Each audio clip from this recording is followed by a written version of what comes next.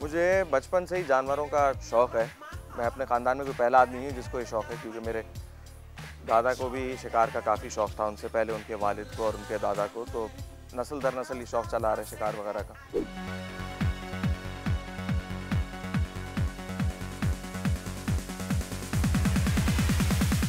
फाल्कनरी या बाज़दारी सिर्फ हाथ पे परिंदा घुमाना या आपने एक बाज़ लेके उसको पिंजरे में डाल दिया, क़तन वो नहीं है। बाज़दारी ये है कि आप एक जंगली परिंदा लें, आप उसको हिलाएं, आप उसको अपने आप से मानूस कराएं और फिर उसको शिकार करें। जैसे एक पहलवान होता है वैसे आप इस परिंदे को समझें एक एथलीट की तरह। इसको रोज़ एक्सरसाइज करना है, इसकी डाइट कंट्रोल करना है ताकि ये पीक फिजिकल कंडीशन में रहे। आपने देखा होगा लोग और भी जंगली जानवर पालते हैं, कोई शेर पाल रहा है, कोई रीछ पाल लेगा, कुछ होगा। तो शेर पालने में और बाज़ पालने में थोड़ा फ़र्क है। इसका एक पहलू ये है कि आप इसको हिलाएं और अपने आप से मानूस कराएं। दूसरा इसका पहलू ये है कि इसकी जो इंस्टिंक्ट जो है, यानी इसकी जो शिकार करने की आदत है, उसको भी उभारना है।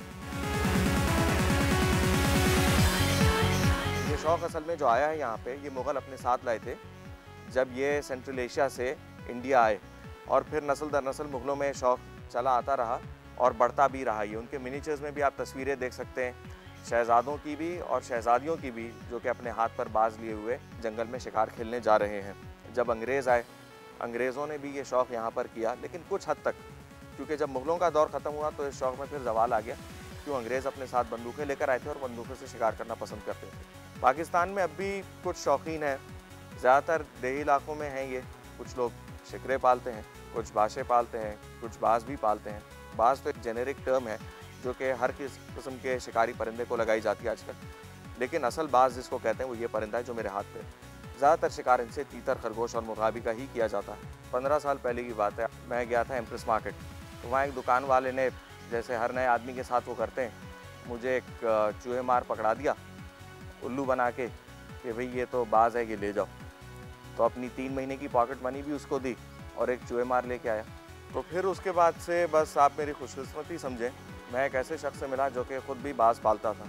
उस शख्स को मैं कहूँगा कि वो मेरा उस्ताद है।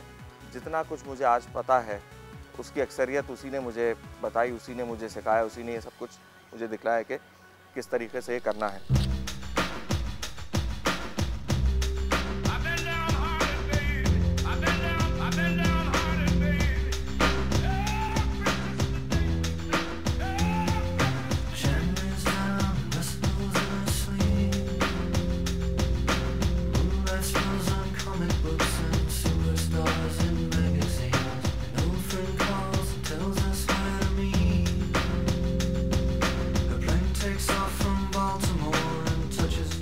एक ट्रांसमीटर है, एक रेडियो सिग्नल एमिट करता है ये, और ये जो रिसीवर है ये इस पर डायरेक्शनल एंटीना लगाई, ये उस सिग्नल को पिक करता है। इसका मकसद ये है कि परिंदा अगर आपकी आंखों से भी ओझल हो जाए तब भी वो सिग्नल आपको बताता है कि आपका परिंदा किस सिमत में गया है, और फिर उस सिमत में जाकर आप अपना परिंदा ढूंढ सकते हैं। जो वार करता है ये इस दलबे पे, तो उसको कहते हैं कि जी सट्टा मारना या सट्टा निकालना। तो इसको आप तकरीबन शुरू में तो 2-3 सट्टे निकलवाते हैं, करते करते फिर जैसे इसकी ताकत बढ़ती जाती है तो आप इसको 50 सट्टे भी निकलवाएं, 60 भी निकलवाएं, 100 तक भी निकलवाएं। जितनी वर्जिश कराएंगे उतना तंदुरुस्त वो परिंदा होगा, उतना बेहतर वो शिकार कर सकेगा।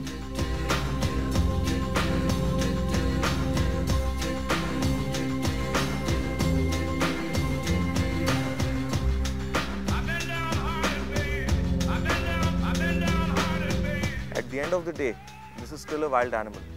चाहे कितना भी अच्छा परिंदा हो, कितने सालों का भी आपके पास हो, जिस वक्त इसकी द्वालें खुली और ये शिकार पे गया तो उस वक्त ये परिंदा आपका नहीं है, ये पराया है। ये जो शौक़ है बाज़दारी का, ये भी मैं एक तरीके से कहूँगा क्लासिकल सिंगिंग की तरह ही है, क्योंकि इसमें मेहनत बहुत दरकार है और इसमें हुनर भी बहुत चाहिए और लगन भी बहुत चाहिए, और इसमें कोई ग्लैमर नहीं है। पॉप म्यूज़िक में ग्लैमर है, क्लासिकल सिंगिंग में कोई ग्लैमर नहीं। ये शौक़ भी इस तरह है, ये आपकी रूह को तस्कीन पहुंचाएगा, लेकिन उससे आगे आपको कोई करोड़पति नहीं बनाएगा ये, ना कि आपको कोई ये फिल्म स्टार बनाएगा।